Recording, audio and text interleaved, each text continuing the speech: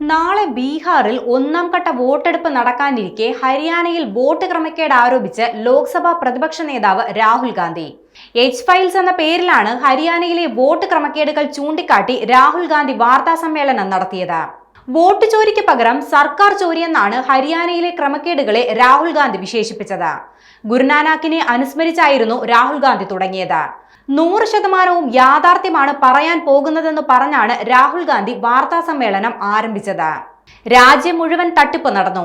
Haryana exit poll കോൺഗ്രസിന് അനുകൂലമായിരുന്നു.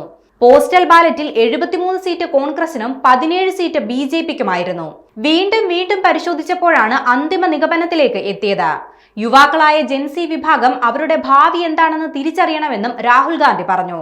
ഹരിയാനയിൽ കോൺഗ്രസിന്റെ സമ്പൂർണ്ണ വിജയമാണ് പ്രതീക്ഷിച്ചതെന്ന് അദ്ദേഹം വ്യക്തമാക്കി. വോട്ട് തട്ടിപ്പിന്റെ തെളിവുകൾ പുറത്തുവിട്ടായിരുന്നു രാഹുലിന്റെ വാർത്താ സമ്മേളനം. ബ്രസീലിയൻ മോഡലിന്റെ ഫോട്ടോ ഉപയോഗിച്ച് ഹരിയാനയിൽ 22 വോട്ടുകൾ ചെയ്തെന്ന് അദ്ദേഹം തെളിവുകൾ നിരത്തി. ഒരേ ഫോട്ടോ വെച്ച് വ്യത്യസ്ത പേരുകളിൽ 10 ബൂത്തുകളിലായാണ് 22 വോട്ട് രേഖപ്പെടുത്തിയത്. ഹരിയാനയിൽ 25 ലക്ഷം വോട്ട് കൊള്ളയാണ് നടന്നതെന്ന് രാഹുൽ ഗാന്ധി കൂട്ടിച്ചേർത്തു. 5,21,619 ഇരട്ട വോട്ടുകളാണ് ഹരിയാനയിൽ കണ്ടെത്തിയത്. ആകെ വോട്ടർമാർ 2 കോടിയാണ്. അതായത് 8-ൽ 1 വോട്ട് വ്യാജമാണ്. 2 കോടി വോട്ടർമാരിൽ 25 ലക്ഷം വോട്ട് കൊള്ള.